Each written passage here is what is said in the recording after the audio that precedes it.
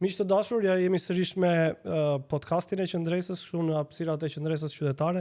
Ne kemi pasur gjithmonë mundësi të diskutojmë për çështjet e ditës, por absolutisht pa lënë edhe atë që është fokusi jon kryesor i punës me Qendresën, që është edukimi dhe sistemi jon arsimor.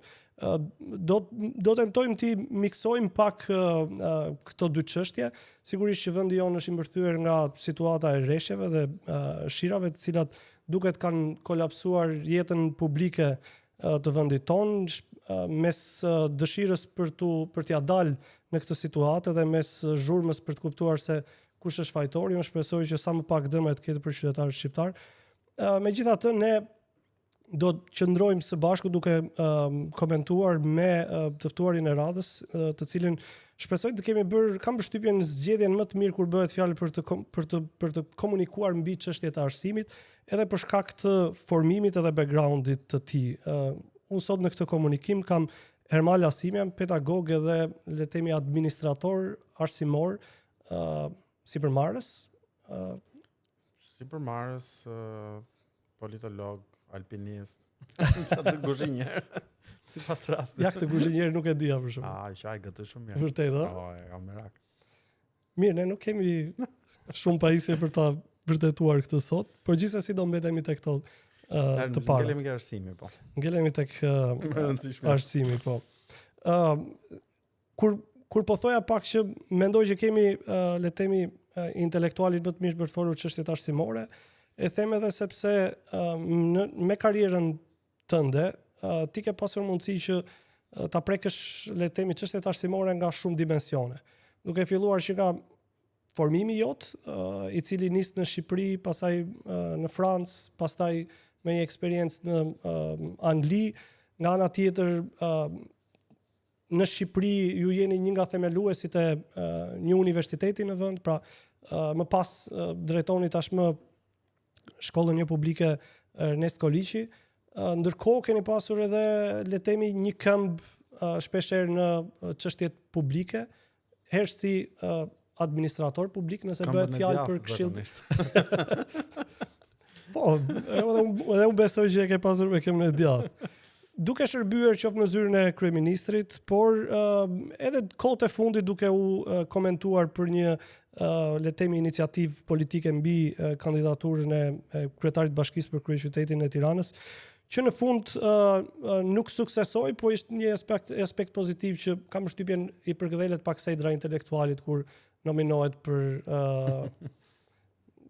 të qenë kryetari i bashkisë në kryeqytetin e vendit. Është vërtet. Mirë, ne do të diskutojmë bashkë një seri çështje që lidhen me arsimin, e thash edhe pak më ngadalë mbase çështjet e politikës. Unë do doja ty pyesja mbase direkt në temë. A je i kënaqur me atë që bën sot si një administrator arsimor? Domethënë ndihesh i plotësuar apo ka diçka që do doje ta ekspandoje, pra ose ta shumoje, apo je i përqendruar tek kjo iniciative e administrimit të shkollës, të cilën ju administroni tashmë? Ajo punë që bëjmë në shkollën, në fakt, si administrator, por edhe si sipërmarrës, edhe si edukator, le të themi në sensin e përgjithshëm, është gjëja që më jep më tepër kënaqësi nga pikpamja profesionale, le të themi, nga publike dhe profesionale. Do nga ato gjëra që kanë impakt publik, kjo është ajo që vërtet që më mbush më tepër. Sepse ka shumë dimensione aty brenda. Unë kam patur fatin, privilegjin, si duash detyrimin, që në fakt arsimin ta njoh nga parashkollori deri në doktoraturë. Pra në gjitha ato shkallët e veta. Kjo është pyetja e radhës, domethënë ti ke parë pak edhe pse jo universitet, të cilën e ke bërë një herë, dhe pse jo më poshtë, apo pse pikërisht tek ky nivel. Sepse është niveli ku t'indikon më tepër tek brezat e rinj. Do të thënë, nëse ti do që të ndikosh qoftë edhe në një bim, në një pemë, që do t'i japësh një drejtim të caktuar, do ta bësh atëherë kur është e vogël. Po kur është bërë pemë, nuk e ç'a ti bësh, më e ka marrë drejtimin e vet, nuk e përkul dot. Kështu që e njëjta gjë edhe këtu, domethënë, kur unë si pedagog në universitet, në një auditor universiteti, më vinë nxënës student, po nxënës që kanë mbaruar gjimnazin, ish maturant dhe vinë student, janë 18-19 vjeç. Është shumë e vështirë që unë t'ju ndryshoj jetën atyre, ose që unë t'ju ndryshoj mentalitetin, se çështja mentalitetit është kryesorja. Do të thëmë, roli kryesori i pedagogut është edhe i shkollës, mendoj unë, i shkollës i universitetit, po sidomos i shkollës në arsimin parauniversitar, është që të krijojë një mentalitet të duhur të arsimit. Roli kryesor nuk është çështja e matematikës, kimisë, fizikës, mëso këto formule etj. Shkolla në fundit, gjëja kryesore që t'jep në jetë është përgatitja mendore për atë çfarë të pret më vonë. Do të thonë, unë nga kimia, biologjia, fizika e gjimnazit mbaj mend shumë pak gjëra kur kam bërë në gjimnazin. E vërtetë është. Por nga ana tjetër, fakti që detyroja veten, po edhe familja natyrisht me presionin e vet, që t'isha korrekt, i përgjegjshëm në atë gjë që bëja, më ka mësuar dhe më ka përgatitur që në të njëjtën mënyrë siç kam qenë përgjegjës dhe korrekt me detyrat e mia si nxënës në atë moshë, të jem pastaj më vonë edhe në aspektet e ndryshme profesionale. Se thosh, kjo është një gjë që ti mund ta bësh me brezat më të rinj. Me studentët është shumë e vështirë. E vetmja gjë që ti mund të bësh me studentët është t'i apasionosh, kur studenti e ka, se thosh, këtë mentalitetin e punës, dëshirën e punës, ambicien intelektuale, atëherë ti si pedagog mund t'i hedhësh benzinë këtij lloj zjarri që ekziston, si thua. Por nëse nuk e ka këtë lloj zjarri, ti nuk mund të marrësh një student komplet indiferent që nuk ka prek libër me dorën e vet, nuk e ka durimin për të marrë, për të përqendruar, për të lexuar, ti nuk mund ta marrësh atë dhe ta bësh papritur 18 vjeç, 19 vjeç, dhe ta bësh dikë që gjen pasionin e shkencës ose ose është rast përjashtimor edhe nëse ndodh. Rast shumë i rrallë. Por në shumicën ndërmuese të rasteve, ti këtë lloj impakti mund ta kesh tek brezat më të rinj. Mund ta kesh tek brezat më të rinj sepse ata janë në momenti ku ju formohet pjesa e mendësisë punës. Po përgjithsisht në Shqipëri ne diskutuam edhe pak më parë, edhe unë domethënë e kam ndier edhe në formimin tonë, edhe në brezat tonë. Përgjithsisht shoqëria, familja të ushtron presion kur ti do duhet ndjekësh një shkollë të lartë. Pra deri tek 8 vjeçare, gjimnazi, ti ke një jetë shumë më të thjeshtë, shumë më të qetë. Edhe nuk të ushtrojnë një presion kush e di se çfarë. Ose familja mbledh lek që të gjendet ty kur ti je në universitet. Po pak ta asiston me jo gjithmonë. Pastaj un jam nuk e di, ose mbase kanë qenë këto breza tonë që familja ishte synuar të mbante ajo shkolla e fshatit, le të them, deri në 8 vjeç, deri në klasë të pastaj të çon Tiranë dhe pastaj të çonte në Itali, domethënë ti dile direkt nga një botë edhe një ngarkesë dhe kam disa miq unë që si kanë mbaruar dot shkollat me vite në Itali, sidomos me sistemin italian, është vërtet. Se edhe ta toleron si sistem vende të tjera jo. Shiko, e para herë është e rëndësishme ajo që thash pak më herët, është shkolla nuk është thjesht çështje teknike, çfarë ti mëson me formula, me data etj. Shkolla në radhë parë është çështja e mentalitetit punës. Ty të stërvit me idenë që unë do bëj një vëllim të caktuar pune. Përfshi edhe rastin kur nuk të pëlqen ta bësh. Domethënë, edhe unë, edhe ti në jetën tonë të përditshme mund të kemi ndoshta 50%, 60% punës që na pëlqen ta bëjmë. Pjesën tjetër nuk na pëlqen, s'do ta bënim. Mund t'ja lënim me shumë qejf dikujt tjetër që ta bënte. Ka plot burokracira, u prish kjo, u bë ajo etj. Por ç'a ndodh? Ti duhet ta bësh këtë gjë. Se ke plot njerëz janë të talentuar, që janë të mrekullueshëm për të bërë një gjë, por nga që s'bëjnë dot te pjesën tjetër, pjesën që është e detyrueshme, e mërzitshme, e lodhshme etj, dekurajuese, atëherë nuk bëjnë asgjë. Këtu lagjet e Tiranës janë plot me talente që luajnë bilardo gjithë ditën. Edhe rrin ke kafja lagjes, sepse ju mungon ky lloj mentaliteti i punës. Dhe rinia jon këtë e ka në përgjithësi. Është element që korrektohet. Ky korrektohet atëherë kur je i vogël.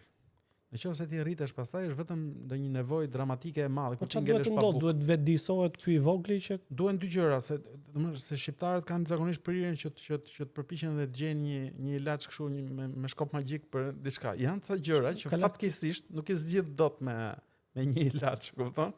Ty duhet që punosh. Për shembull kjo dhimbja mesit që kam unë tash këtë javën e fundit. Duhet të punosh është. Dhimbja mesit time nuk e zgjidh dot me ilaç. Ti mund të marrësh një qetësues ndoshta, po unë e di shumë mirë se cili është problemi. Problemi është që nga që këtë muajin e fundit nuk kam del, se ishin të pushimet, dhe kam del shumë duke në shtëpi, duke lexuar dhe duke shkruajt. Dhe rrjedhimisht hernia fillon edhe nuk s'është hernia, është thjesht dhimbje mesi, po s'jam as keq. Por ç'a ndodh? E vetmja zgjidhje për këtë është që të ndryshosh stilin e jetës, që ti detyrohesh të bësh ushtrime atëherë kur nuk të dhem, jo kur të dhem. Në mënyrë që të parandalosh. Tash njerëzit ç'a bëjnë? Njerëzit mendojnë që mund të zgjidhësh këto probleme tak fakt, për shembull, ka prindër që mund të vendosin, sidomos ata që kanë në gjendje të mirë ekonomike, e marrin fëmijën e tyre, mbaron fëmia në një gjimnaz kodi pa lidhje publik privat çrëndsi ka, ashtu e mbushin edhe me 10, edhe tash do ta çoj fëmijën tim në Harvard, në Sorbonne, në Cambridge etj. Do ndoshta edhe mund t'ia dalin sepse kupto paguën shifra marramense, tarifën e budallëkut, do ta quaja unë domethënë, e neglizhencës, edhe mund ta fuzësh aty brenda, po s'ke arrit asgjë. Pse? S'ke arrit asgjë sepse e para herë do ta ketë të pamundur që ta përballoj atë si shkollë, the edhe ti vet. Dhe njoh edhe un plot njerëz që shkojnë në Itali, për shkak se sistemi italian ta mundson ata. Mund të shkojë shkolla edhe 10 vjet. Rrinë përsërisin provime pafund, edhe këtu në Shqipëri, sa dush. Kam pasur një student që ka ardhur për herë të 6 në provim shkenca politike, ku isha shef departamenti shkenca politike në shtet, herën e 6. E thësha, o burri dhe odin shom, ka ardhur 6 herë në provim, çdo sezon vinte dhe kuptohet vjen, o profesor, ke prek në gjën që ke mësu? Jo, thoshte. A mund të më kalosh? Jo, s'do të kaloj. Si do të kaloj? Dhe nuk kalov as herën e 6? As herën e 6. Dhe i thash, ke ardhur 6 herë. Ke harxhu çdo herë që ke ardhur, ke harxhu 1-2 orësh. Se si e çon mëngjes, ke je bogati, je vesh etj. Të 2 orëshin kishe mësuar. Të 2 orëshin. 2-3 nga këto 2 orëshët. Po ti kishe mbledh me njëri tjetrin, ti ishin boca ashtu, me shumë gjasa mund të kishe arrit deri ke 5. Domethënë, ti nuk do ta bësh, nuk do ta harxhosh te 10 orëshin supozojmë. Pse pret që ta bëjnë atë lloj sakrifice me dinjitetin tim? Domethënë nuk ta nxjerr atë problemin fakti që ti ke lekë do shkosh të bësh shkollën. Nuk është ai problemi. Dhe nëse do ta zgjidhësh, nëse do të zgjidhësh të puna kryesorja mendoj unë, nuk është çështja thjesht thash se sa të mirë janë mësuesit, sa e mirë shkolla, sa janë infrastruktura etj. Një shkollë e mirë është një shkollë që ka mentalitetin e dur. Një shkollë e mirë është një shkollë që të mëson që ti të jesh i përgjegjshëm, korrekt ndaj vetes tënde. Po. Duke mësuar në mënyrë sistematike. Prindrit sot në Shqipëri janë në frekuencë komplet të kundërt fatkeqësisht. Pse? Në konceptin e prindit mesatar shqiptar, të zakonshëm po flas, shqiptar, ideja është meqense ne kemi vujt më përpara, kemi pas familje të vështirë etj, sidomos brezi im që i ka kap adoleshencën në komunizëm, për shembull, dhe i din rradhat e vajgurit, e qumshit etj. E thonë që meqense ne kemi vujt fëmijë do ja plotësojmë që të gjitha. Dhe fëmia ja u plotësojnë që të gjitha. Dhe fëmia nuk e ka konceptin e fjalës jo. Fëmia mendon që gjithçka në botë është e drejta e tij, ka vetëm privilegje po jo detyra. Dhe nëse një ditë do ketë problem, do jetë mami dhe babi aty që do ja zgjidhin problemin. Nëse nuk ja zgjidh mami dhe babi, faji është i shoqërisë, i shtetit. Shoqëria e shtetit që duhet na gjejë zgjidhje për këto gjëra. Dhe ja ku ke një mentalitet njerëzish, i cili të shkon ty automatikisht drejt atyre që premtojnë populizma. Kryesisht populizma të majt pastaj, cilët thonë që shikoj se ti je keq, sepse në fakt fajin e ka ai që ka shumë lek, se ka fituar shumë e kështu ashtu dhe fakt nga që ai ka fituar shumë ti ke pak. S'ka lidhje fare me atë. Fare. Do të thënë megjithatë ke një kategori të madhe njerëzish që janë mësuar dhe nga kjo vjen edhe ky joshja e madhe populiste, nga fakti që ke pafund njerëz të rinj, të cilët refleksin kryesor e kanë çfarë do bëjnë të tjerët për mua, çfarë do bëj shoqëria për mua. Po nuk marrin edhe të pyesin më çfarë do bëj unë për veten time. Refleksi kryesor jo vetëm të rinjve, por edhe shqiptarit është ndodhi diçka shteti, ku është shteti? Pse s'po ma zgjidh shteti këtë lloj problemi? Mua më pëlqen kjo qasje sepse duket nga një detaj që ishte shumë periferik, kaluam në një koncept filozofik të drejtimit të vendit ose si drejtojnë kombet.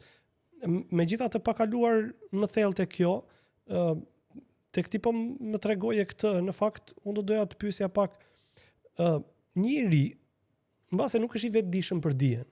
Pra, ose po e ditë me veten. Unë kam filluar të bëhem i vetëdijshëm për dijen kur kam qenë në universitet me thënë drejtën. Me thënë deri para se të vija në universitet, kisha më shumë presion social për t'u arsimuar. Pra ishte ajo rrëfimi i familjes që ne jemi të dy me shkollë, ju do bëheni me shkollë, se do bëheni kështu, do bëhesh si ai që nuk punon edhe unë nuk jam periudha e diktaturës, po në diktaturë i tregoj minjera, ne na tregojshin disa gjëra tjera. Nuk është se s'ka qenë kështu, edhe kur mbajmë mend nga një rrëfim i Fanolit, që tregonte që unë isha mi dopti ndër vëllezërit në familje dhe babai e kuptoi që unë nuk mund të punoja arën dhe të bëhesh ai fort për të mbajtur, kështu që zgjodhi që të shkoja dhe të bëhesha një prift dhe shkojnë tek shkolla e priftërinjve, atje ku ishin tek manastiri. Dhe tha babai më ka futur në thes sepse unë nuk doja. Që do thot ky elementi i presionit pra po mos e kishte shpër në thes ne do na mungonte, po mos e kishte bërë presion babai mbi Fanolin, ne do na mungonte Fanoli dhe kam shtypjen që do ishte një humbje e madhe për vend. Kështu që edhe sot, mirë po këtë tani nuk di si ta them, kjo duhet vinë nga familja, nga babai, a mund të konsiderohet shteti si një babai i madh ku edhe nëse individët nuk e kanë në refene arsimin, do duhet që të ushtrojë një presion shteti që disi të arsimoj qytetarët e vet. Jo, shteti e bën detyrën e vet, por përgjegjësia për fëmijët është e prindërve në radhë parë. Do thënë llogaritë e shtetin, se tash po ngjallen reflekset e pedagogut. Është një autor shumë i mirë në fakt, Robert Nozick. Edhe se këta janë zakonisht ekonomistë. Ekonomistët janë më racionalë, nuk kapen me gjëra emocionale etj. Edhe Nozick edhe Friedman dhe Hayek janë ekonomistë gjithë. Dhe çmime Nobel për ekonomi me qira Rafi. Dhe çfarë ai thoshte kështu, se mendojmë shtetin me terma shumë përgjithshëm. Hajde ta mendojmë shtetin si çfarë është shteti në fakt, një kontratë sociale me disa njerëz. Supozoj që unë ja bëj këtë eksperiment studentëve, i them u nisëm mirë me jahtë, me anije, na u mbyt përfundum në një ishull, tash s'kemi shpresë që na vi dikush, hajde ndërtojmë një shoqëri këtu brenda. Një shoqëri dhe një shtet. Po. Çfarë do pranonit juve që të bëhet në mënyrë të përbashkët? A do pranoni për shembull që të kishim një policë dhe një gjykatës, që askush mos vjedhi dot të respektojnë kontratat? Po, patjetër. Në rregull. A do pranonit juve që ai tipi që është duke kap më tepër peshk, që po punon më tepër se ka fituar, po mbledh ka kafshë tegra, po bën kështu taksohet. T'ja merrni atij juve që doni me punu më pak, ose që s'keni takat me punu, ose nuk dini të punoni. A jeni dakord? Çohet ai direkt që fiton më tepër thotë jo, unë s'jam dakord. Atëherë na vjen keq, por kjo pjesë e kontratës nuk futet dot aty brenda. Problemi është që në demokraci nuk funksionon kështu, se kjo pjesa që është shumica mund ta mbikaloj të tjetrin, mund ta mbivotoj të tjetrin. Por po ta marrësh nga pikpamja logjike nuk funksionon ashtu. Shteti nuk mund të bëjë gjithçka. Prap në këtë kontratë sociale. A do të ishim dakord në atë ishullin me 50, 60 veta, 100 veta, 200 veta, që shtetit na imponojë neve se çfarë do ju mësojmë fëmijëve? Unë do isha i pari që do thoja jo. Pse? Sepse mendoj që nuk mund t'ja lej në dorë edukimin e fëmijës tim dikujt tjetër. Aq më tepër po të jetë me detyrim. Një lloj detyrimi ne e kemi natyrisht, detyrim për shkuën shkollë etj. Por prap nuk mund t'ja lesh në dorë. E para dhe e dyta ti ke detyrën si prind, meqense ke marr hapin e rëndësishëm që të krijosh jetë, do t'i dalësh për zot atij vendimi që ke marr. Nëse si del për zot, po, atëherë leja në dorë shtetit dhe merr shteti ke shtëpia fëmis. Po nëse ti ke vendosur të bësh fëmijë do ta edukosh, do duhet të t'i dalësh për zot. Edhe unë deri diku jam i përafruar me atë që ju referoni, edhe në kuptimin e një lloj liberalizmi edhe një lloj shteti më të vogël. Mirë po, kur bëhet fjalë për kontekstin shqiptar, nëse ne do themi a do e kemi praninë e shtetit më shumë apo më pak, unë kam përshtypjen që në kontekstin shqiptar kjo zvoglohet edhe humb si nocion për të bërë si bisedë, sepse përpara se të zgjidhim këtë, ne do duhet që shteti të ofrojë minimumin e shërbimit. Pra nëse unë jam një prind që jam i dedikuar dhe e çoj fëmijën tek shkolla në të cilën unë e çoj është shkolla që performon më pak në Europë. Pra nëse ne marrim testin PISA, ne jemi vendi me humbjen më të madhe nëse ne kemi kreativitet, jemi vendi me kreativitetin më të ulët. Fëmijët e vendit ton shkojnë deri në klasë të 9 dhe nuk arrin të kuptojnë atë që lexojnë. Tani unë që kam bërë një betejë jashtëzakonisht të madhe me fëmijën tim, kam bërë maksimumin që mund të bëj. Mbase mund të mos kemi intelektin për të avancuar më shumë se unë. Pra jo çdo prind mund të jetë i mirë arsimuar, po do doj që të arsimoj më shumë fëmijën. Dhe më shumë fëmijën ai arsimon vetëm tek institucioni i shkollës, që në fakt nuk e tejkalon domethënë institucioni vetë nuk e tejkalon kapacitetin e vërtet e prindit. Domethënë si mund të zgjidhet kjo si çështje? Ajo lloj filozofie politike në cilën besoj unë, një disa përjashtime nga koncepti i lirisë plot. Që janë këto përjashtime janë disa përjashtime të thjeshta, në kuptimin që liria mund të kufizohet me ligj atëherë kur ti shkon i bën qafë dikujt tjetër. Po. Shumë e para. Do të thotë që do duhet të ketë një gjykat, do duhet të ketë edhe një policë. Gjykata duhet që kur unë dhe ti të bëjmë një kontratë me njëri tjetrin, nëse ti nuk e respekton kontratën, të dalë një palë tretë dhe ta zbatoj atë gjë. Përndryshe pastaj nxjerrim gjithë koburët edhe xhungël. E njëjta gjë me policin që mbruan edhe nga hajduti, nga këto, po jo të futet në shpëtime vetë polici. Dhe ti e di shumë mirë në vende me traditë libertariane si Amerika, shumë po të fut policin në shtëpi, ti në shumë shtete ti edhe mund nxjerrësh armën, ti ja fuzësh ballit policit dhe s'të gjë asgjë se më shfund shtëpi pa mandat. Dhe një nga këto përjashtime pastaj është edhe çështja e arsimit publik.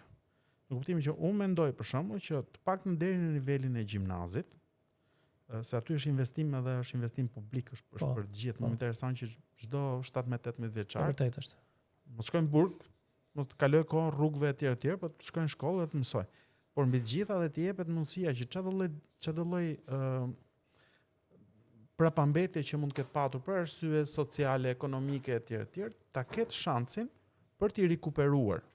Dhe unë di plot raste njerëzish të cilët e kanë bërë këtë gjë. Për shembull, një ish studentja ime që ka shkuar pas ka studiuar në Francë, e jashtëzakonshme, jashtëzakonisht e përgatitur e gjitha gjërat, dhe më dha atje po ka shkëlqyer në fushën profesionale.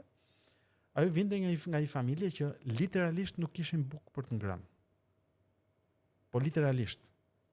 Kuptimi që disa vakte her pas here i kalonin se s'kishin për të ngrënë. Domethënë, por ama shkollën ka qenë në shkollë, ka qenë shkollë publike dhe arsyeja pse ka funksionuar si njëri është sepse prindrit e kanë kuptuar që shiko se un kam këtë jetë që kam, nuk mund të bëj më tepër, por ama fëmijës tim dhe bravo qoftë i lloj prindi që ja kupton vlerën e saj. Edhe vetë personi pastaj kur ka arrit një moshë etj.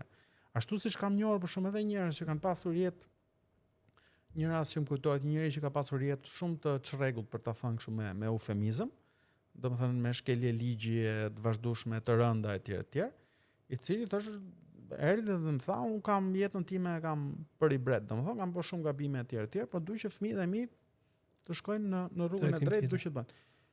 Dhe ja kishte dalë në këtë aspekt me shumë sukses.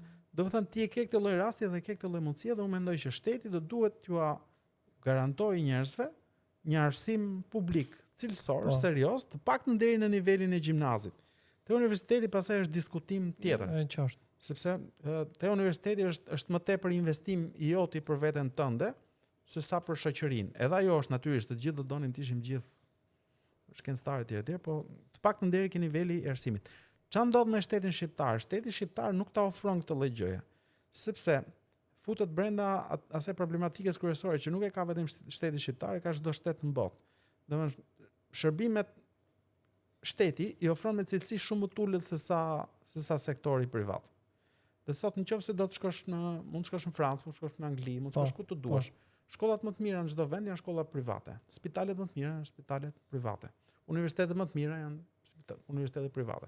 Përmend çdo lloj universiteti të njohur dhe të famshëm sot në botë, sidomos amerikane, nga Harvard e gjitha këto tjera janë gjitha private. Pse? Sepse privati është drejt për drejt i lidhur me sensin e përgjegjshmërisë ndaj po çuja me gjuhë kështu komplet banale siç e quaj me klientin e vet. Se në Shqipëri ta thon kështu, dëgjoj edhe njerëz pasherë që thon për shkak kanë pas debate në televizion, thonë që arsimi duhet të jetë biznes etj.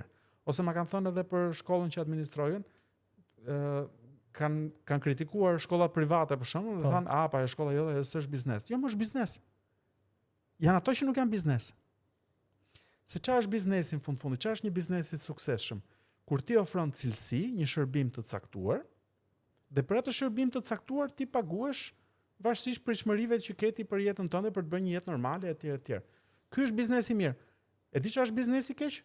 Kur ti hap një biznes i cili funksionon sot, po nesër mbyllet dhe falimenton sepse ke cilësi të ulët dhe të dobët.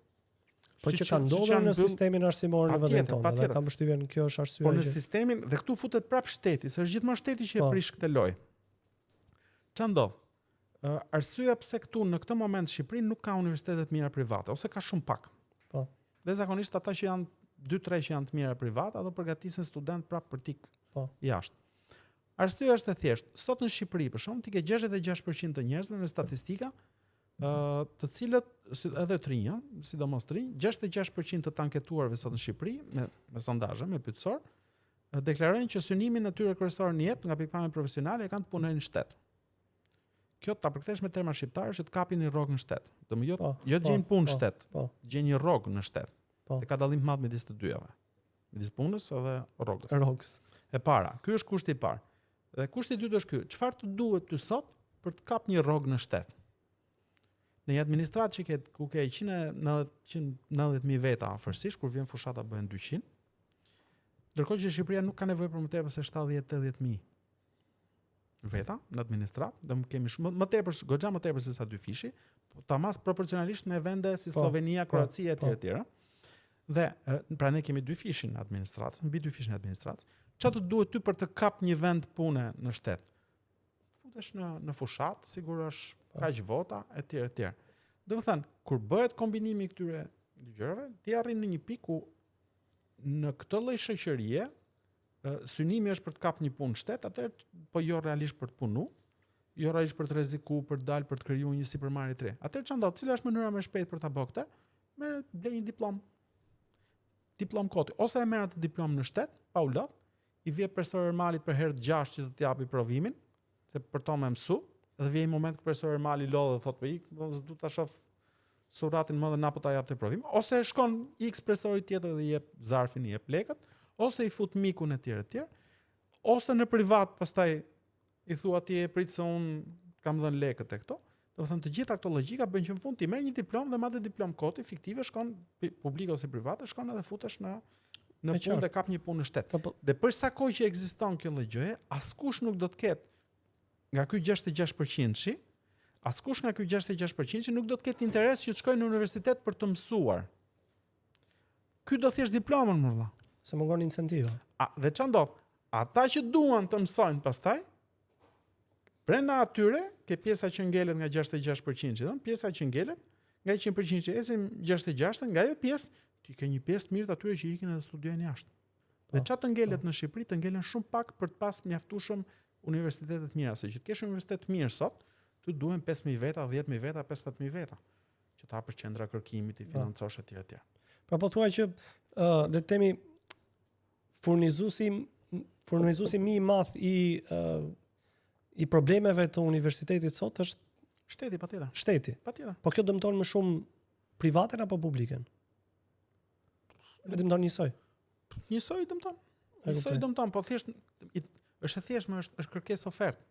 Jo e qartë, është unë e kuptova sensin domethënë. Sot nuk ka kërkesë në Shqipëri për universitete cilësore. Nuk ose ka për kërkesë. Njerëz të kualifikuar cilësor që përpasoj për njerëz kualifikuar ka jashtëzakonisht kërkesë. Është gjithë tregun privat sot që po qan. Okej. Ke gjithë sipërmarrësit, menaxherët që kërkojnë njerëz për të punësuar. Kemi arrit te pika ku në shtet ka nevoja dhe nuk gjejnë drejtor. Imagjino.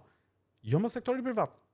E ke vënë se çfarë po bëhet, gjithë janë duke marrë njerëz nga Nepali, nga Bangladeshi, nga etj. Pse vjen kjo? Trafishuar buxheti i pashpenzuar i shtetit në krahasim me vitin e kaluar. Domethënë, nevojë ka jashtëzakonisht shumë. Është ai problemi tjetër që thash, po në qoftë se ti do të kishe kërkesë për universitete private, do të kishe shumë mirë. Domethënë, cila është një nga arsyet pse shkolla që administroj unë, për shembull, është shkollë, tash më vjen keq ta them kështu që është shkollë e mirë, po statistikisht është nga shkollat më të mira, kështu që çfarë të them tash? Përderisa çojmë nxënës në Harvard edhe në Cambridge etj, do thotë që jemi një gjë. Jo, nuk kam ndonjë kompleks ndaj qasjes ndaj privates dhe publike, sepse për hir të argumentit më duhet ta them. E vetmi arsye pse kjo shkollë ekziston është sepse ke një kategori të caktuar njerëzish, fëmijë mjekësh, inxhinierësh, arkitektësh, shtresë mesme dhe e mesme e lartë, të cilët synojnë që fëmijët e tyre ti shkollojnë shumë mirë, fort, për t'i çuar në universitete shumë të mira jashtë. Madje mundësisht me bursa se nuk paguajnë dot nga 30.000, 40.000 euro shkollat angleze etj. Domethënë, po të mos ishte kjo kategori që synon që ti ki kryesisht jashtë, as shkolla që administroj unë, s'do mund të ekzistonte dot. Është e thjeshtë. Po është atë vjen ndonjëherë keq që më vjen e di për vazhdimin e pyetjes tënde, më vjen shumë keq. Më vjen keq çdo ditë të jetës time që ne punojmë për të furnizuar universitetet e mira të botës. Më vjen shumë keq që supozojmë Redi Metali për shembull po bën një ish nxënësioni, po bën doktoraturën për biogjenetik në Harvard.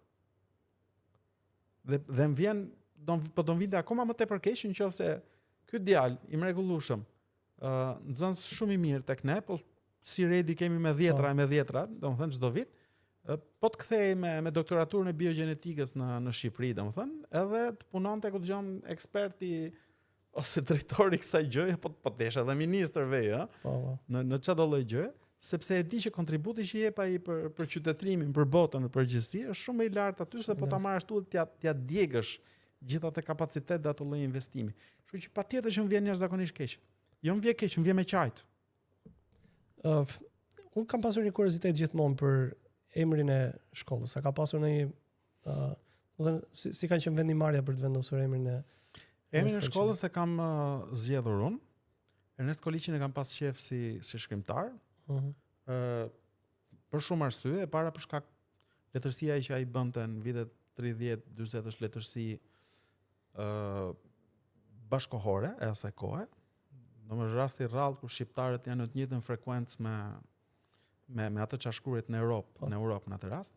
Patjetër është ajo shija e këndshme e Gegnishtes, që më gjepste në atë kohë dhe më gjeps akoma, po edhe unë vetë jam pak Gjakovar, pak Dibran, e ke pas më të lehtë ta lexoj edhe ta shijoj. Më të lehtë ose edhe më dash me stërvit veshjen në syt. Se unë për shembull, unë të preferuar kam Gjershfishtën, po një korçar që lexon Gjershfishtën është duhet ta kuptosh herën e 8, e kuptosh? Nuk është vetëm Gegnisha, se dakor, ti je po gradecar, po unë për shembull edhe kur lexoj Lasgush për Adecin, më kënaq shpirtin ajo melodia brendshme që ka ai tingëllimi, sonoriteti i Lasgushit. Po çëndcika, domethënë ideja kjo është arsyeja, refleksi i parë. Por mbi të gjitha, ky është thjesht edhe nxitja e parë, nga kjo unë e njihja Ernest Koliçin. E kam njohur shumë më tepër më vonë pas edhe më është forcu bindja që kam bërë zgjedhjen e dur, natyrisht me miratimin e njerëzve të tjerë aty, themeluesve të tjerë, drejtoreshës, Mirela Berishës. Por nxitja ka qenë kjo dhe motivi kryesor, themelor, ka qenë pikërisht shembulli që sjell Ernest Koliçi në historinë e Shqipërisë. E heqim pjesën letrare. E di pse e lidha, sepse, më thënë, kur ti sot në emrin e një shkolle që mban emrin Ernest Koliçi, edhe dashurohesh me këtë figurë, edhe në emër të figurë ndërton breza të rinj, edhe pastaj përfundimi është që thua ne furnizojmë jashtë. Të është pak një lloj kështu anakronizmi në vendin tonë që është. A do ishte më mirë që këta të rinin këtu absolutisht jo, përfundonin, sepse ka një gjë që ndoshta disa prej këtyre do kthehen. Do vi një moment që do të kthehen. Shpresa është kjo. Dhe në fundit në një mënyrë ose një tjetër edhe atje ku janë, këtu s'do kontribuonin gjë. Paktën atje ku janë, kontribuojnë për veten e vet. Thash për mua njësia matse e shoqërisë planetare është individi, nuk janë as kombet as shoqëritë e tjera. Po është individi. Ajo është përparësorja. Por mbi të gjitha për shembull, djemë dhe vajza se ata që kemi shkolluar dhe që janë në universitetet më të mira të botës, një pjesë e tyre tash janë profesionistë gjithandaj. Janë njerëz që i nderojnë, i zbardhin faqen në Shqipëri kudo. Dhe mund të vijë një moment shumë mirë ku mund të kthehen, mund të vendosin që të kthehen në Shqipëri dhe të kontribuojnë edhe këtu. Dhe për të kthyer te Ernest Koliçi në fakt, ajo arsye kryesore është ajo çfarë ka bërë ai për kulturën edhe Shqipërinë në përgjithësi. Jo vetëm Shqipërinë, fakt. Ernest Koliçi themeloi shkollat shqiptare, shqipe në Kosovë, Maqedoni dhe në Maltëzi, kur italianë krijuan atë që quhej Shqipëria e Madhe me terma thjesht, po me terma zyrtar, tokat e lirume. Ernest Koliçi ka hap shkolla për 55.000 nxënës shqiptar nga ana tjetër e kufirit. Ka qenë mësues deri nga Gjirokastra, Përmeti etj. Një pjesë e tyre kanë mbet në Kosovë pastaj. Dhe kanë vdek atje praktikisht. Aq të lidhur u bën me komunitetin. Ernest Koliçi është në panteonin e Kosovës sot. Nëse në Shqipëri Ernest Koliçin e nderojmë si shkrimtar, në Kosovë e njohin në radhë të parë dhe e nderojnë si figurë madhore e shtetformimit atje. Institucionit edhe. Dhe po të shkosh sot, dhe unë gjurmët e Ernest Koliçit i kam gjetë kudo. Pa fol për çka ka krijuar Shqipëri, Akademia e Shkencave Shqiptare sot, bërthamën e ka të krijuar nga Ernest Koliçi, një fjalor gjigant me 300.000 fjalë shqipe, që pastaj u zhduk komunistët i gjetën ca pjesë, disa autor të famshëm i morën i vodhën edhe i nxorën me emrat e tyre etj. shkollat që ka hap, revistat pafund, faktin që ka qenë me qindra student shqiptar me studime në Itali, në Austri etj. Dhe të gjitha këto i ka bërë me lekë të italianëve në fakt. Se Shqipëria se kishte atë lloj kapaciteti. I vungte njollën kolaboracionist. Në fakt ai kur i propozojnë që të bëhet ministri i arsimit, si çdo patriot shqiptar, instikti kryesor thotë çfarë do bëj tash se e ditë që do t'i vënin këtë lloj njolle. Po. Dhe çfarë bën shkon edhe pyet Gjergj Fishtën, që ishte figura amathore, autoritare e kombit shqiptar, antar i Akademisë së Shkencave të Italisë etj. Se dhe atë mund ta akuzosh për kolaboracionist. Komunistët të tentuan ta bënin këtë kështu. Që tentuan bën. E shpallën. Dhe ke sot e kësaj dite njerëz që ata i mbajnë mend dhe Fishtës edhe Koliqit. Dhe shkon pyet Fishtën dhe i thotë më ç'do bëjmë. Dhe Fishta ja thot qartasi, ti do pagush kosto për këtë që bën. Njerëzit do të mbajnë mend, shqiptarët të mbajnë mend një të keqe që ke bër, po jo 700 të mira që ju ke bër, do të mbajnë gjithmonë, por ama bëje sepse ajo gjë që ti mund të bësh, Ernest Koliqi ka qenë intelektuali kryesor në Shqipërinë 30-ën, pas dhe ai bëhet ministër, i hapi krijon gjithë këto gjëra, sjell Lazgush për Adeci, Mitrushkuteli, Nazdrenin, sjell në Shqipëri, Teftata shkon, domethënë i mbledh shqiptarët në të gjithë botën që të vinë dhe kontribuojnë për vendin e vet. Gjithë ato i bën me lekët e italianëve që përpiqeshin të merrnin më të mirë shqiptarët në atë moment. Don ky është Ernest Koliqi. Dhe kur kam shku në Arbreshët quajnë gjithë zonën e Italisë. Ku jetojnë Arbresh. Kur kam shku për herë parë në Arbëri, në Frasnit, është emri shqip për fshatin Frashineto atje, që fshat i madh me 4000 banor. Arbresh, kuptohet, është fshati më i madh në fakt në Siçili, dhe kur kam shku atje, më çun ke shkolla që ishte shkolla më e madhe në fakt Arbresh atje. Dhe gjej se si quhet shkolla. Ernest Koliqi. Vërtet? Se sa do pyesja, a kishte gjurmë të Ernest Koliqi? Në çdo katund, sa ata quajnë katund atje, në çdo katund shqiptar në Arbëri, po deri dhe te Arbreshët e Zarës, Trogirit e tjerë, te Arbanasët e famshëm, ti do gjesh gjurmë të Ernest Koliqit. Sepse kudo që ka shku, unë shkoja dhe mbaj mend, futem në një muze të vogël, ishte një burr plak një gati 90 vjeç, Stamile Demetrio diçka e tillë, Arbresh në Çift, Çivita. Se kanë emrat dysh në shqip edhe në arbërisht edhe në italisht. Futem aty brenda dhe fillon ai pa e ditë ku ishim, çfarë ishim etj. Ai kishte thjesht një prom të vetëm private që kishte, një dyqana etj. E kishte llogarit fundi jetës, e kishte mbush me libra gjëra dhe kishte shpall muzeun e fshatit. Dhe kishte vetëm botime arbreshe, gjitha këto. Dhe futemi brenda dhe prezantimin që bën ky burri 90 vjeçar, më thotë prezantimi ishte un kam qenë nxënës i Ernest Koliqit. Nuk më tha as çfarë universiteti ka bërë, as mbi emrin e vet, se u prezantu vetëm me emër, as çfarë zanati kishte, as çfarë shokësh e miq, as ka qenë Shqipëri, as ku dëgjon se çfarë. Prezantimi, gjëja më e rëndësishme në identitetin e këtij njeriu ishte që kishte takuar Ernest Koliqin dhe kishte qenë nxënës i Ernest Koliqit. Kishte bërë sa seminare, kuptohet? Po kjo i mjaftonte atij për t'treguar që ke parasysh, un kam prek dorën e profetit, e kupton se çfarë është shumë interesante. Kjo është kështu nga mënyra se si e tregon duket sikur ke vajt në një vend tjetër shqiptar. Jo sikur ke ashtu është në fakt. Arbreshët janë shku në Itali. E kanë rritur. Megjithatë është shumë interesante kjo raporti jon me figurat të cilat kanë kontribuar gjatë vendit. Sigurisht 45 vite komunizëm kanë bërë një kontribut të dëmshëm në mënyrë të jashtëzakonshme për të shmontuar sakrificën ose punën e madhe të një plejade njerëzish. Dhe për shembull, ne sot jemi vetëm të fokusuar te krimet e komunizmit, po thuajse zero të investuar në le të themi kontributin që ata që ishin të dëmtuar te komunizmit kishin kryer. Pra edhe kur shikojnë në këto ne vazhdojmë muzet, vazhdojmë shikon krimet e komunizmit, po ti nuk gjen fare një individ që të çosh disa nxënës se ti flasësh për një figurë, siç mund të jenë Ernest Koliqi, ish deputetët të cilët janë një plejad njerëzish intelektualësh të formuar midis Zogut edhe perandorisë osmane që pothuajse nuk ekzistojnë në janë viktimat, po. Dhe ne sot pothuajse nuk i njohim fare. Është skandaloze. Po të hapësh tash televizorin, do shohësh edhe këtë TV-sh edhe i kanali digjital, do shohësh filmat propagandës komuniste, në cilin personazhi negativ është ballisti, diversanti, është prifti, Ky është i debati madh që nuk e kemi zgjidhur dot. Kam ndjekur shpesh mendimtar. Debati duhet t'i jepen apo nuk duhet t'i jepen. Shkon në Gjermani, na e kemi dënuar komunizmin njësoj si nazizmi? Shkon në Gjermani, hap televizionet dhe më gjej një film nazist. Qeja. Nuk është problemi çka kanë bërë ata njerëz. Unë e mirë kuptoj faktin që ata regjisorë, ata aktorë kanë shkruar aty gjithë talentin e tyre, e kanë bërë me qëllimin e mirë, kanë bërë kufizime sa aq kanë pas mundësi etj. Nga ana tjetër, ajo çfarë kanë bërë dhe humbja do të ishte e tyre nëse këto filma s'do të transportojnë. Dhe më vjen keq për atë gjë. Po siç kanë humbë ata, kam humbë edhe unë. Edhe unë kam humbë familjen time për shkak të persekutimit komunist. Ka ndonjë problem përveç se moral, po them çështjen e edukimit, transmetimit këtyre filmave. Problemi nuk është moral, sepse ajo pjesën morale aty nuk e çan kokën njëri në Shqipëri. Problemi është që çështja e edukimit.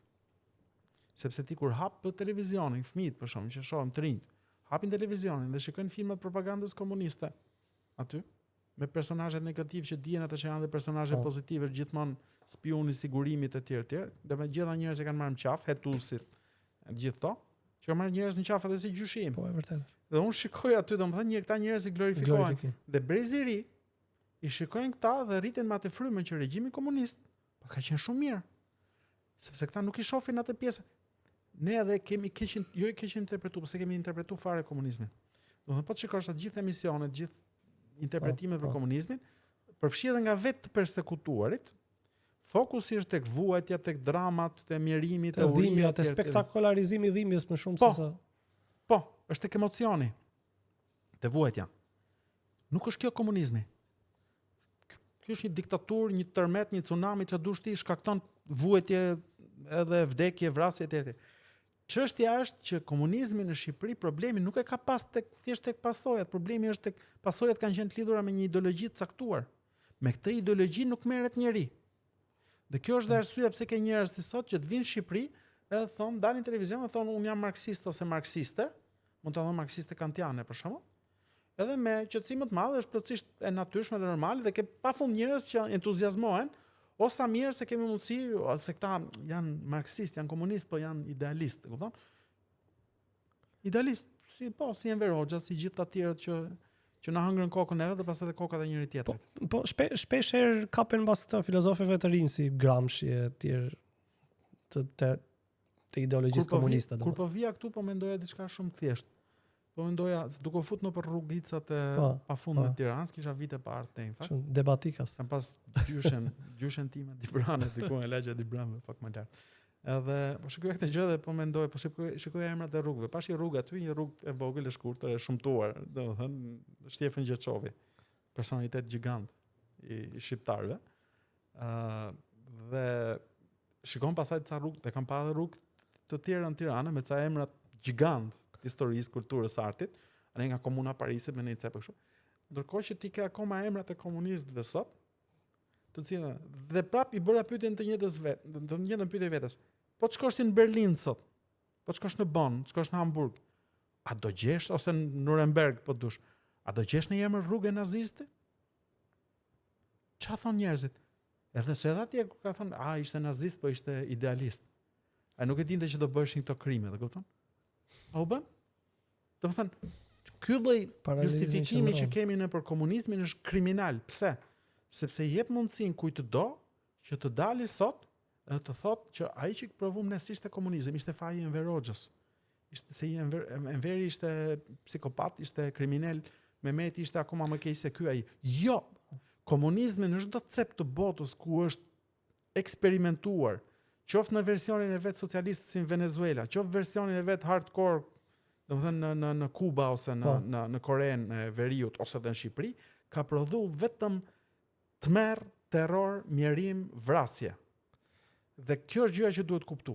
Po ma thua këtë sikur ndjen se diçka po ringjallet. Po patjetër. Ke ndonjë frikë? Se ke vënë re? Sot nuk del njëri thotë, jo, sot nëse thotë, po, është një personazh publik këtyre ditëve për shkakun që prezantohet qartës që thotë jam marksiste, edhe askujt si bën përshtypje këtë gjë, duket gjë kështu komplet normale, sepse në botën e sotme është amnistuar marksizmi nga gjitha këto gjëra që ka bërë. As nuk më shokon shumë, se Tash jemi në sot gjithë me atë. Po dali dikush e thotë shikoj se un jam nazist, aty pastaj shokohemi. Po, te me marksizmin nuk shokohet më njëri fatkeqësisht. Pavarësisht se nga marksizmi, nga pasojat e marksizmit kanë vdekur 10 herë më tepër njerëz se sa nga nazizmi. Edhe është shtrirë në kohë një shekull më tepër. Dhe vazhdon edhe han koka njerëzish. Por ke edhe nga ata të tjerë, të cilët i futen dhe politikës dhe nuk pranojnë të ta thonë sy që janë marksistë ose komunistë. Dhe ky është problemi i madh. Që e ndjejnë veten të tillë, por nuk e pranojnë për të maskuar.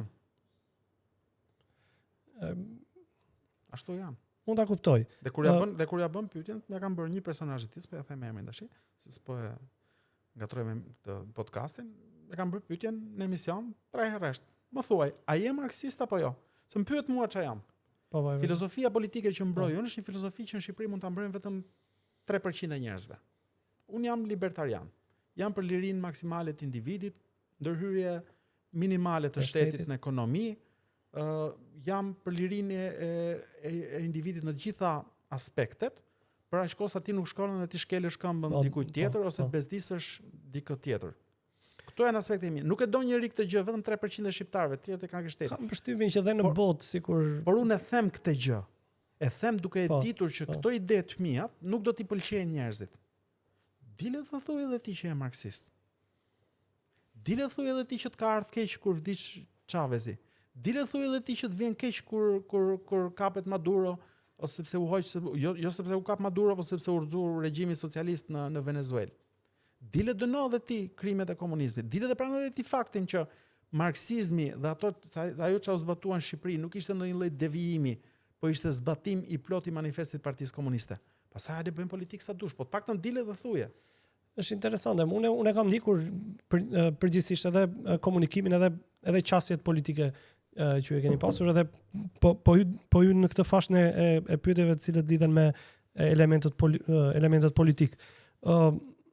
E shikoni këtë pasqyrën politike ose alternativave politike në vendin tonë që për shkak të një mungese keq përfaqësimi qytetarët mund të keq zgjedhin ose është një habitat ku mund të ushqej disa teori politike që mund të jenë të rrezikshme për vendin, pak a shumë qytetarët nuk është se zgjedhin keq.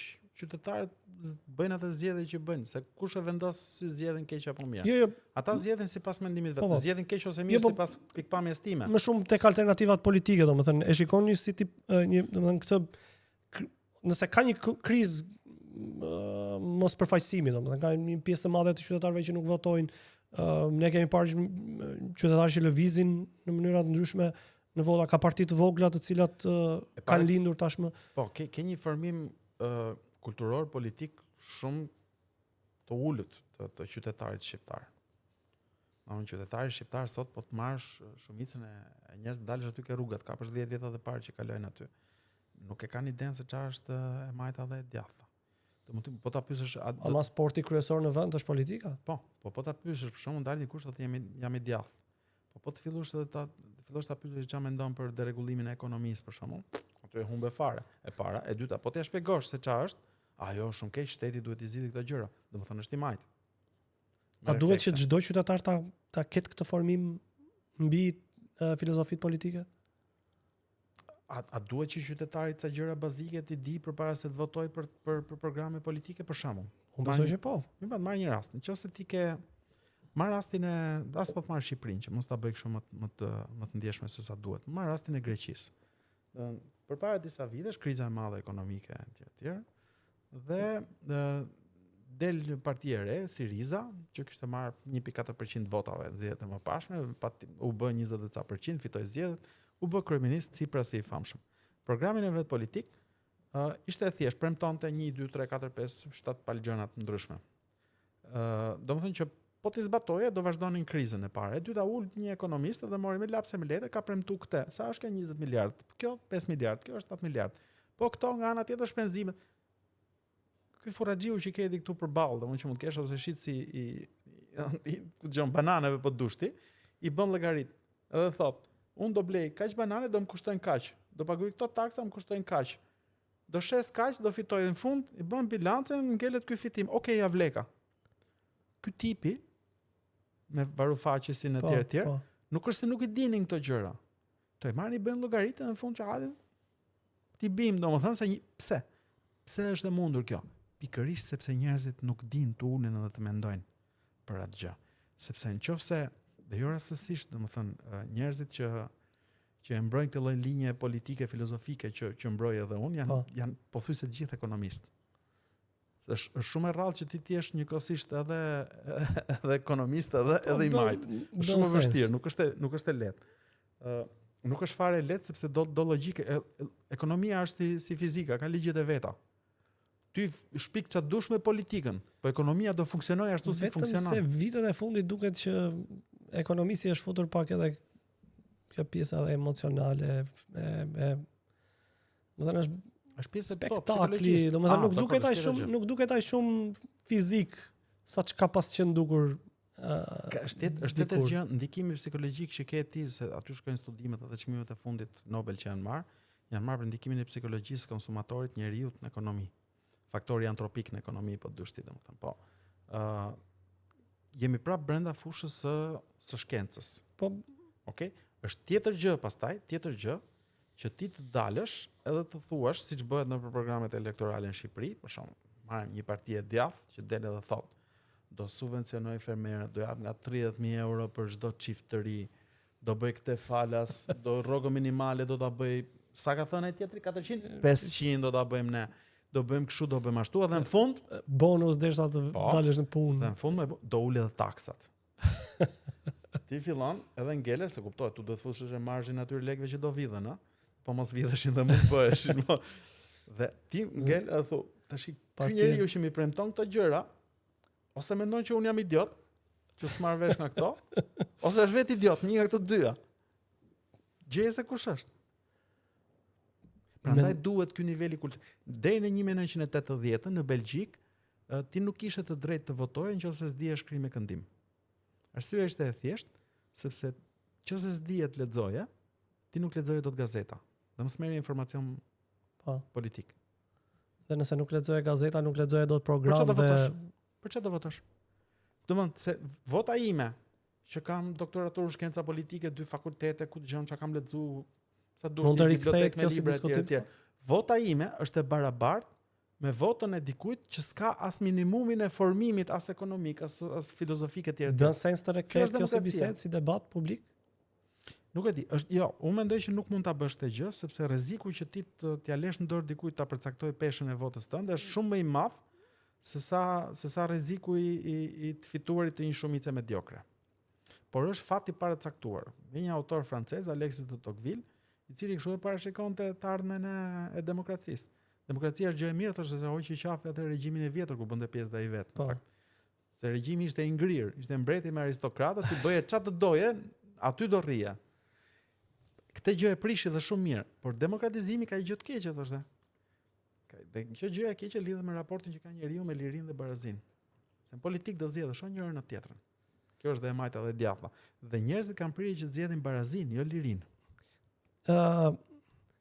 Ti pavarësisht se duket sikur ke një shkëputje nga pjesa e politik bërjes ose angazhimit administrativ me shtetin ku shpeshherë ke pasur qoftë në kthimin, qoftë në shërbimin dikur në zyrën e kryeministrit, më pas me disa angazhime politike që lidheshin, mos gaboj, me një grupim që u krijua kandidatin 2000 në Tirana, doli me një kandidat pavarur dhe kemi marrë rezultate. Është një lëvizje jashtëzakonisht shumë interesante. Është rezultati më i mirë i një kandidati pavarur në historinë e Tiranës. Po duket që këto përpjekje kështu periodikisht të tua nuk kanë munguar.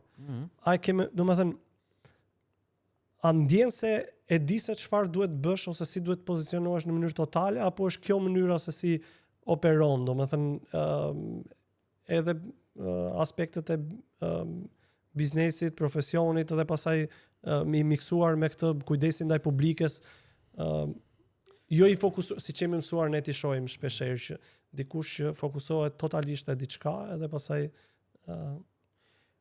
apo është ky modeli libertarian që s'ka një model, është vështirë ta fusesh me një model qëndrimin tim, por është thjesht, un kam një gjë timen, kam 3-4 gjëra të mia, po shkolla është e para.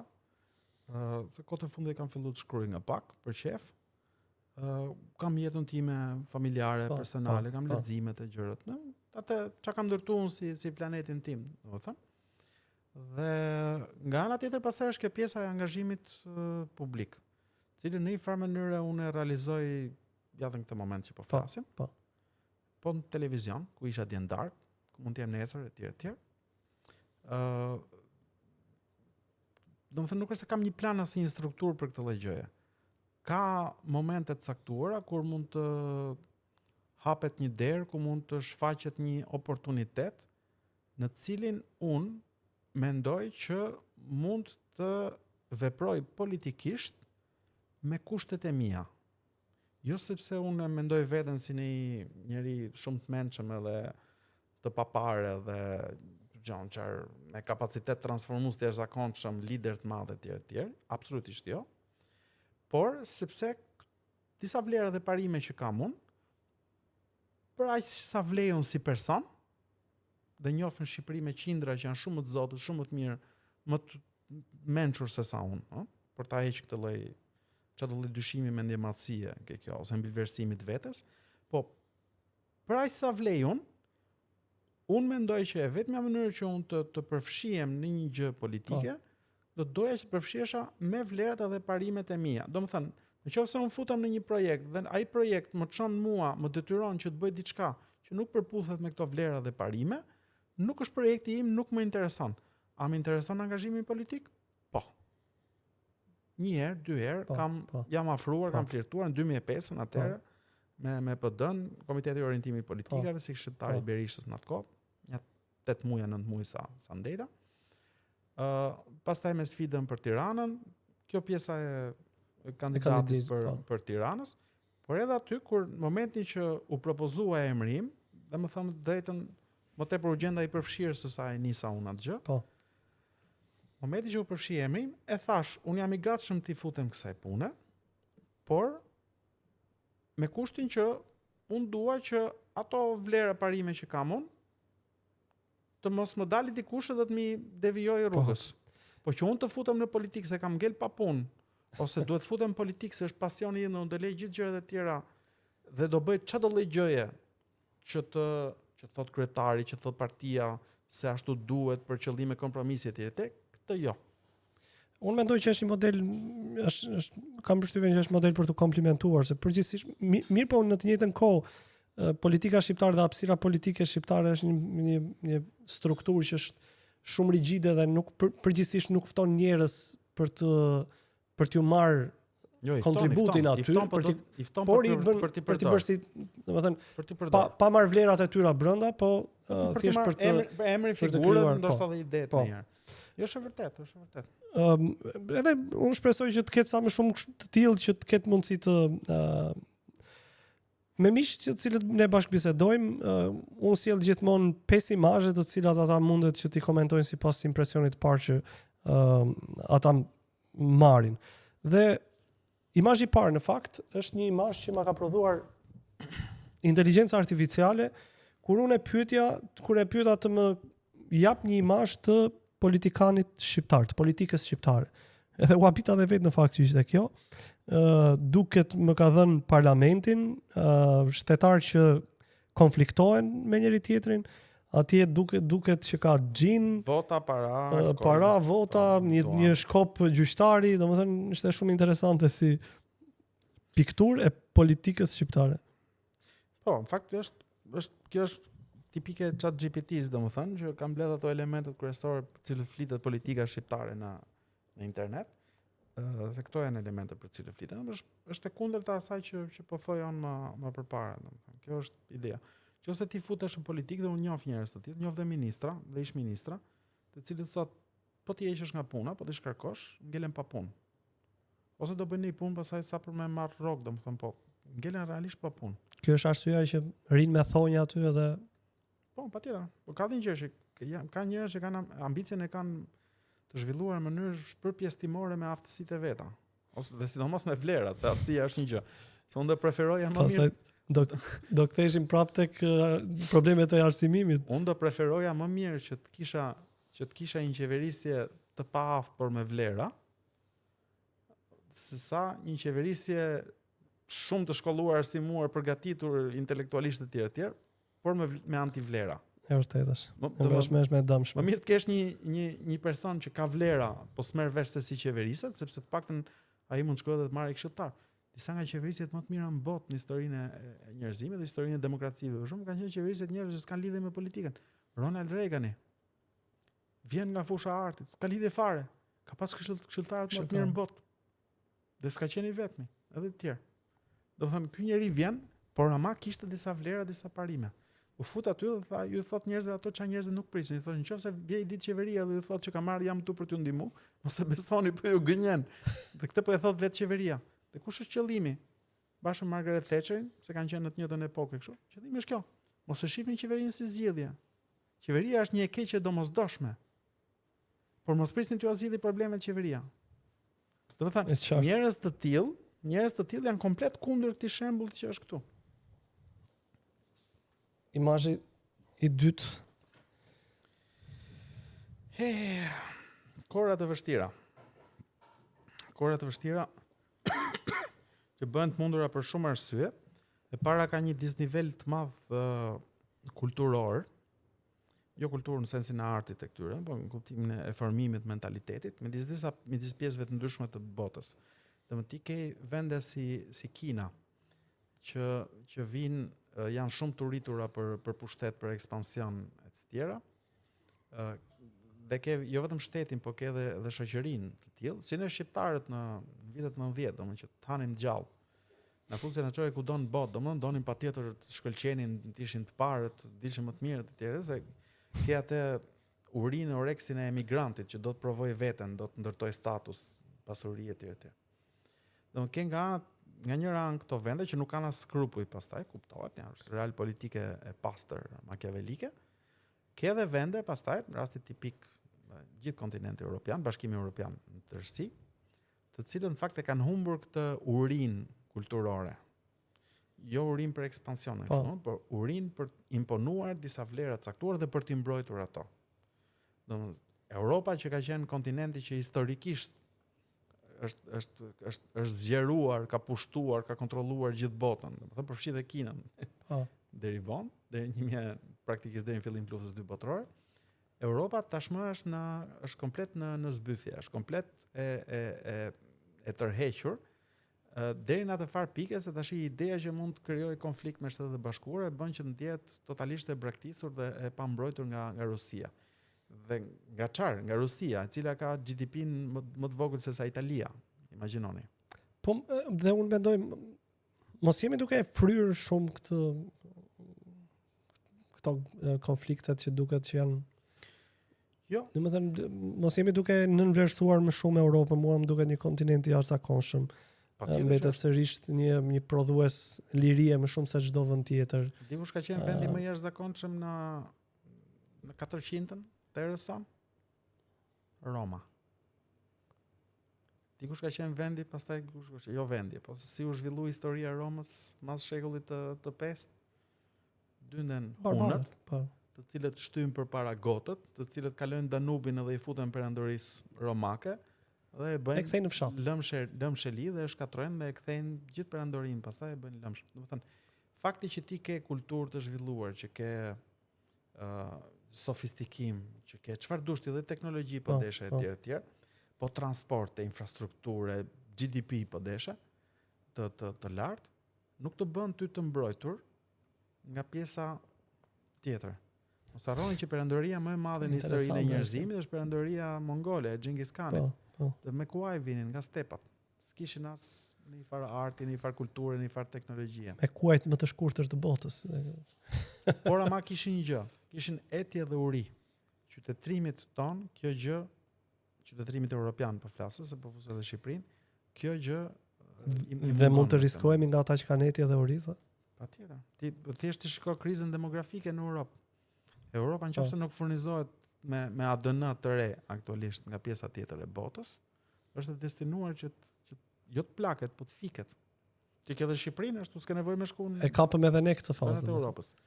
Kjo është një fotografi pastaj e famshme, që të kënaq shpirtin. Koha e kolosëve. Ma cek e pak, Tash po ma dogje këtë foton kur po flisim. Është shkoa e kolosëve, domethënë Gjergj Fishta, pastaj Lazar Gushën, Las Gush Poradecin, Ernest Koliqin dhe Azdrenin. Domethënë 4 kolos të kulturës edhe të historisë shqiptare, të asaj kohe. Vështirë që Shqipëria të ketë një përqendrim kaq të lartë cilësie, intelektualizmi, vlerash dhe dashurie mbi të gjitha, të mbledhura në një periudhë të vogël kohore. Do të thënë, ne nuk e themi dot për ditën e sotme se duhet largohemi në distancë kohore që ta shohim. Po hajde po kthehemi në vitet 90. A mi gjen dot 4 kolos të tillë në vitet 90? Vështirë. Do ta kisha nxjerr foto nëse do të gjeja. Ne kemi qenë Fakti gjun jam kthyer kaq mbrapa në kohë, do thotë që nuk ka pasur për. Dhe nuk janë vetëm këta, po them këta janë 4 nga më kryesorët, po dy kryesorët tu pastaj janë Koliqi dhe Fishta patjetër, padyshim. Po nuk janë të vetmit se ka edhe të tjerë. Por nuk i gjen dot, ne kemi qenë në një pikë kthese të historisë tonë. Historia filloi të marri për mirë për shqiptarët me gjithë rezistencat që kishin etj. U bën disa përpjekje oksidentalizuese dhe në shembull ndoshta frymëzimin e Ataturkut, se edhe ajo Turqia në këtë drejtim shkoi pak a shumë, dhe Shqipëria po shkonte aty, po kuptohet Shqipëria ishte shumë më e prapëmbetur dhe me probleme më të mëdha, edhe me fqinjet e gjithë gjërat e tjera. Por nëse Shqipëria do kishte marrë një drejtim, s'ka nevojë të ishte i shkëlqyer, më normal, nëse Shqipëria do kishte një minimum demokracie, një minimum lirie tregu në ato vite, do thënë produktet që do jepnin njerëz të tillë do të ishin fantastike. Në vend të kësaj, Shqipëria u morë dhe u qeveris nga marksistët. Po thua që këta mund të ishin produkt europian në kuptimin e nivelit të kontributit. Këta ishin në nivelin e Europës. Ne do i kishim marketuar. Këta ishin njerëz të cilët mund ta çonin Shqipërinë në nivelin europian. Me gjithë prapëmbetjen që kishin, gradualisht, më ngadalë. Okej? Po këta janë njerëz që kanë jetuar gjithë jashtë. Ose dy i kenë në Bukuresht. Bukuresht, por jo vetëm, se Azdreni dhe Las Gush Poradeci nga Bukureshti i mori Ernest Koliqi kur i solli. Dhe jo vetëm ata. Po Ernest Koliqin e ke në nivel ndërkombëtar, se edhe kur iku nga Shqipëria vazhdoi dhe punoi në Rom, shef katedre. Gjergj Fishta gjithashtu. Antar të Akademisë së Italisë të Romës. Domethënë, ke njerëz të cilët ishin ato lloj niveli dhe nuk është vetëm çështja e përgatitjes intelektuale. Është mbi të gjitha çështja e vlerave. Prandaj thash, ngjej 4 njerëz të tillë që të jenë jo vetëm intelektualisht të tillë, po dhe me vlerat që kanë këta, dhe nuk i gjen dot. Fatkeqësisht është shumë interesante komunizmi dhe kujtimi i një italian, nuk e mbaj mend për momentin, po ishte shumë interesante kjo habia që ai shprehente kur komentonte figurën e Gjergj Fishtës dhe thonte që Italia ka kaq shumë milion banor sa është e arsyeshme që në të lind një Da Vinci ose një figurë e madhe. Po jam jashtëzakonisht i surprizuar dhe se besoj dot që për një popullat aq të vogël, 1 milion e pak, të mbart një figurë aq madhore se sa Gjergj Fishta. 1 milion e pak. 1 milion e pak. Domethënë 1/5 ose 6 e popullsisë së Romës atë së kohë. Një lagje e Romës. Po një lagje e Romës. Kaq ishin shqiptarët. Dhe megjithatë shqiptarët ja dolën që të prodhojnë këtë lloj gjë. Ja, vërtet. Dhe imagjino tash që në vend të Fishtës edhe Koliqit për shembull, Shqipërinë e morën dhe drejtuan Enver Hoxha me Koçizoze me sa Teneqe Xhin, Kapucar, Palimi Iska Druvar, Lenka Çuk, Omiel Selopësh etj. Dhe si ishte problemi vetëm se ishin të tillë. Problemi kryesor ishin që ishin marksist. Se që të ishin ignorant është njëra gjë. Kjo është një piktori shqiptar që është jashtëzakonisht i talentuar, Agim Sulaj, po unë solla për tematikën që ai ka realizuar edhe. Se di për çfarë vitesh mund të bëhet fjalë tu, se mund të jetë periudha para luftës 2 botërore, mas luftës 2 botërore s'ka një dallim, se Shqipëria në fakt mas luftës 2 botërore, mas më thoni za çlirimit, që në fakt është pushtimi komunist i Shqipërisë, zhytet jashtë, po të krahasosh janë ca foto shumë bukura. Të njëjtët persona për mësues në vitet 30 me kostum kollare, me nxënësit që kanë një lloj uniforme, një gjëra për shkak. Dhe mbas 10 vjetësh kur vjen komunizmi pastaj, i shikonin me rroba të leckosura edhe të shkatruar. Kështu që varet se ku mund të jetë kjo, për çfarë periudhë mund bëhet fjalë. Kjo është unë kur e shoh këtë gjë, më ngjall drejt për drejt atë instiktin e atësisë ose instiktin e edhe të mësuesit, të edukatorit më radh parë. Është ky nxënësi këtu i lezetshëm që ka dhe i pa llastiqe. Llastiqen. Po edhe un kam pas llastiqe kur kam qenë i vogël. Po si se më vjen dhe keq të gjuja zogjve, kështu që Po nuk e di, dhe mua më jep një lloj kështu, një lloj aspirate të Shqipërisë për dije pavarësisht kushteve dhe Ajo po, domethënë është se vërtet. këtu është gjithçka jashtë standardit, domethënë karrikja e atij nxënësi është jashtë standardit. S'është për atë. Edhe tavolina nuk është për atë. Ka një gjë të rëndësishme që mund ta marrësh ta transplantosh edhe sot si metaforë. Gjithmonë pikturat janë në një farë mënyrë edhe metafora. Shkollën nuk e bëjnë muret. Shkollën se bëjnë as bankat. Nuk ta bëjnë infrastruktura e mrekullueshme, i ngrofti, ftofti etj. Të imazhet më të bukura që kam unë për shkollën, kur kujtoj 9-vjeçaren e këto, nuk janë imazhe luksi. Po mos është një lloj kështu fetishizimi i dhimbjes. Jo, fare. Me që kemi vojtur ta dashurojmë. Imazhet më të bukura që më merr nga shkolla ime, që kam të rezervuar në kokën time, ka qenë me një moment kur janë gjithmonë komunikime me një mësues. Në cilin mësuesi kërkon diçka, unë them diçka, ai vlerëson atë që unë kam thënë, ose kur unë dëgjoj mësuesin dhe kam plot skena pafund të tilla kështu, ku dëgjoj mësuesin dhe unë e di që ato gjëra që mësuesi ka thënë aty unë edhe mbas 30 vjetësh vazhdoj i kërkoj nëpër libra, do më aq shumë më ka injektuar kurreshtje për. Mendova se do më thoje mbaj mend këto vuajtjet pa atlete, pa veshur, se ka një tendencë shumë për lloj fetishizimin të dhimbjes. Jo, ka diçka. E di, është puna. E di kush i ndjen ato vujtje i ndjen dikush që ka jetuar mirë dhe pastaj zbret poshtë. Por dikush që është rrit aty, nuk i bën përshtypje. E di kur e kemi kuptuar ne sa të varfër ishim?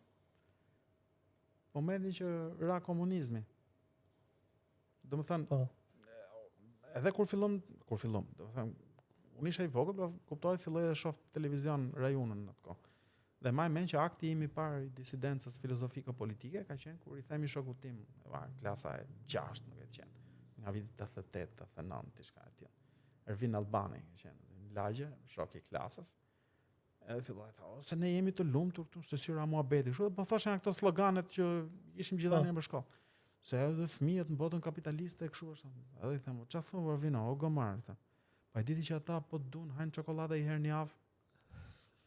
Sepse unë kisha pa nëpër filmat e italianit, kisha në rajonë, kisha pa fëmijë që hapshin frigoriferin, dishin diku I dollap dhe nxishin çokoladë dhe hajshin.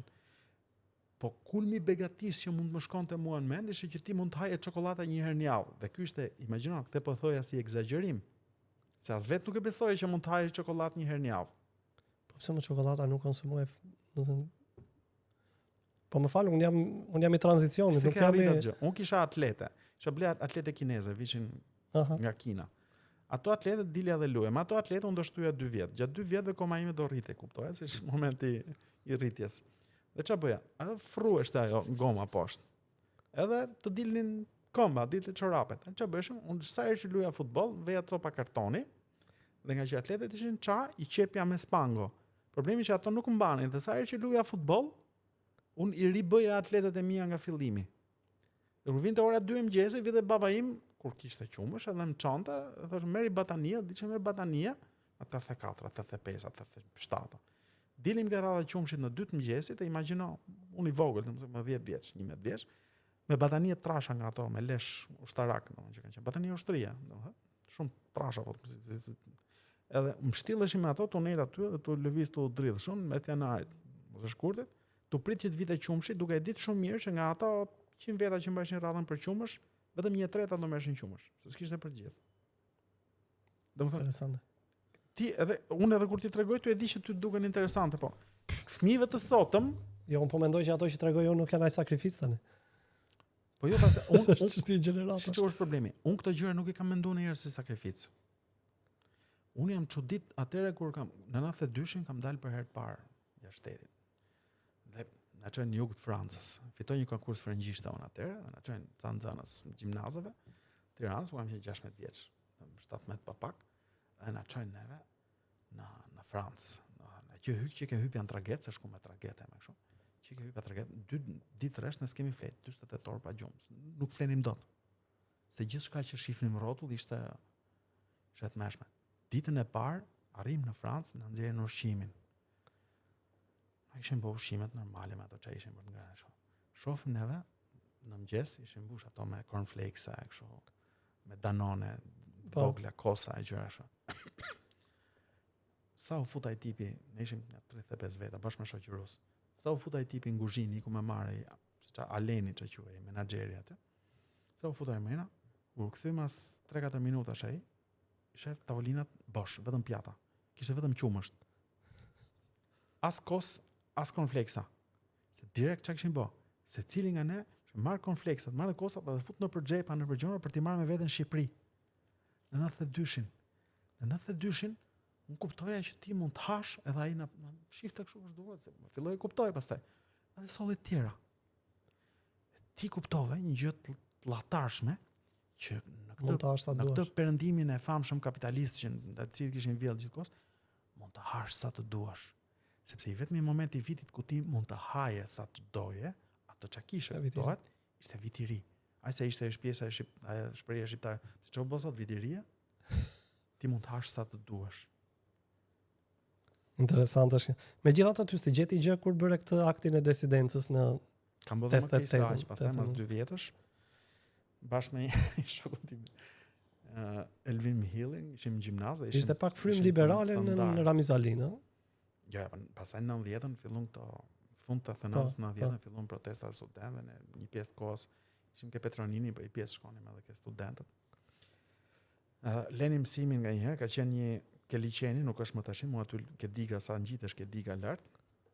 Ka qenë një tip lapidari dhe shkruaj këtu ka qenë në shtëpi kur strehuar shoqja e Xhmia Hoxha etj.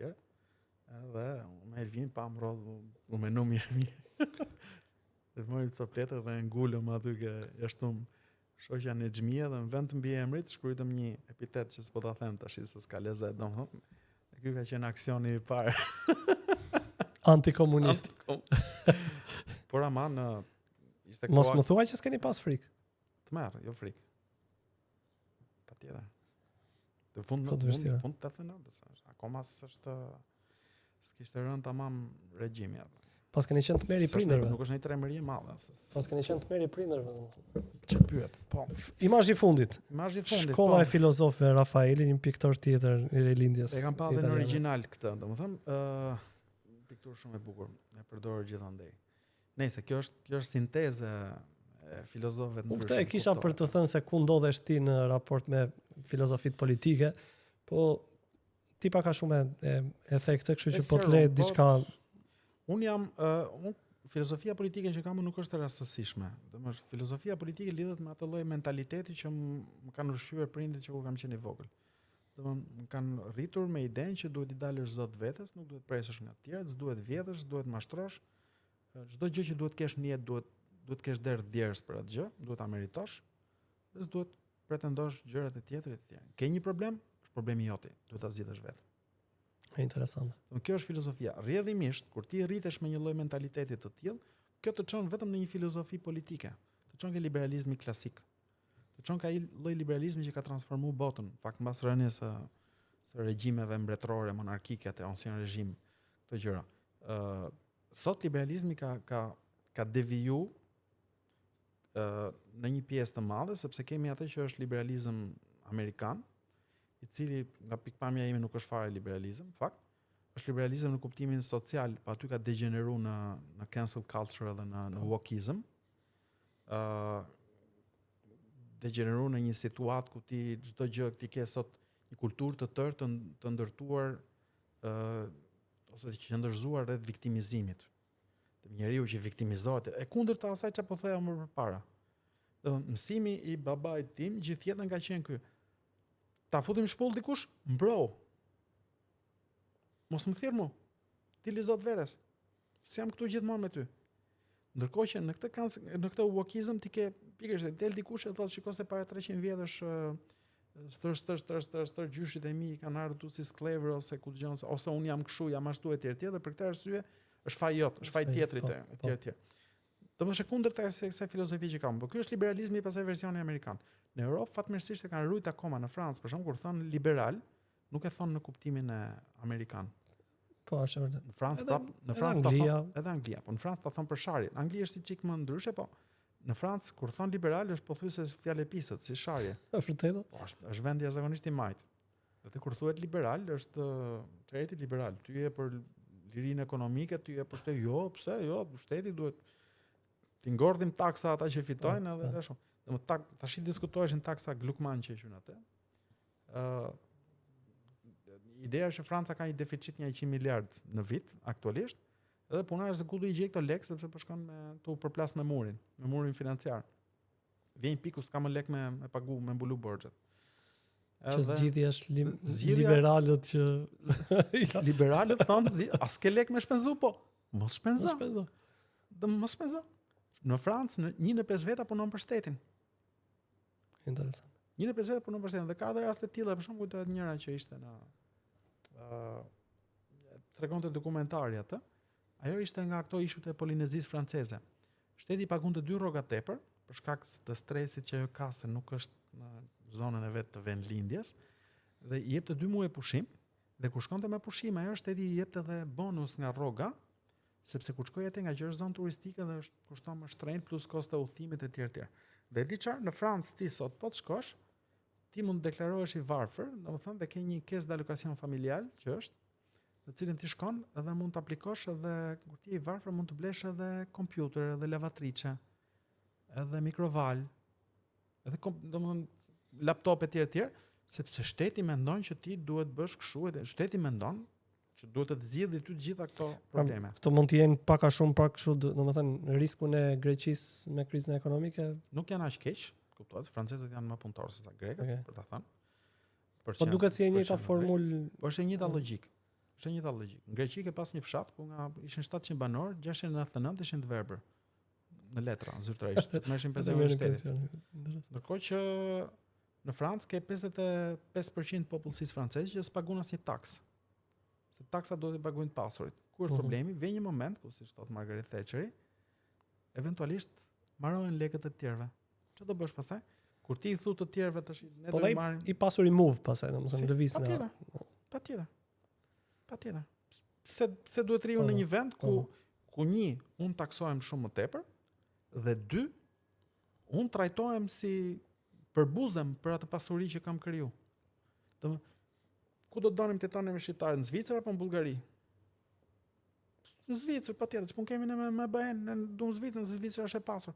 A do donim ne të kishim fqinj Bullgarinë apo Zvicrën?